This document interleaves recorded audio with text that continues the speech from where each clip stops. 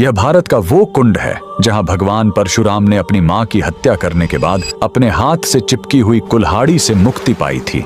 यह कहानी है महान ऋषि जमदग्नि और उनकी पत्नी पतिव्रता रेणुका की। कहते हैं रेणुका हर दिन नदी से कच्चे घड़े में पानी लाती थी और उनके सतीत्व के बल से वह घड़ा टूटता नहीं था। उनके 5 पुत्र थे जिनमें सबसे छोटे थे विष्णु अवतार परशुराम। एक दिन रेणुका ने नदी में कुछ गंधर्वों स्वर्ग के संगीतकार को जल क्रीड़ा करते देखा। उन्हें देखकर एक पल के लिए उनका मन मोह में पड़ गया और उसी क्षण उनके सतीत्व का बल टूटा और कच्चा घड़ा टूट गया। जब वो आश्रम लौटी तो ऋषि जमदग्नि ने अपने योग्य बल से जान लिया कि उनका मन भटक गया था। वो इतने क्रोधित हुए कि उन्होंने अपने पुत्रों को आज्ञा दी, अपनी मां का वध कर दो। जब चारों बड़े भाइयों ने मना कर दिया तो क्रोधित पिता ने उन्हें तुरंत पत्थर बन जाने का श्राप दे दिया। इसके बाद परशुराम ने पिता की आज्ञा को अपना धर्म समझा। उन्होंने भारी मन से अपनी कुल्हाड़ी उठाई और अपनी ही मां का सिर धड़ से अलग कर दिया। उनकी आज्ञाकारिता से प्रसन्न होकर जमदग्नि ने वरदान मांगने को कहा। परशुराम ने तुरंत अपनी मां को फिर से जीवित करने और साथ ही पत्थर बन चुके अपने चारों भाइयों को भी मुक्त करने का वर मांग लिया। सब फिर से जीवित हो गए, मानो कुछ हुआ ही ना हो। लेकिन कहानी यहीं खत्म नहीं हुई।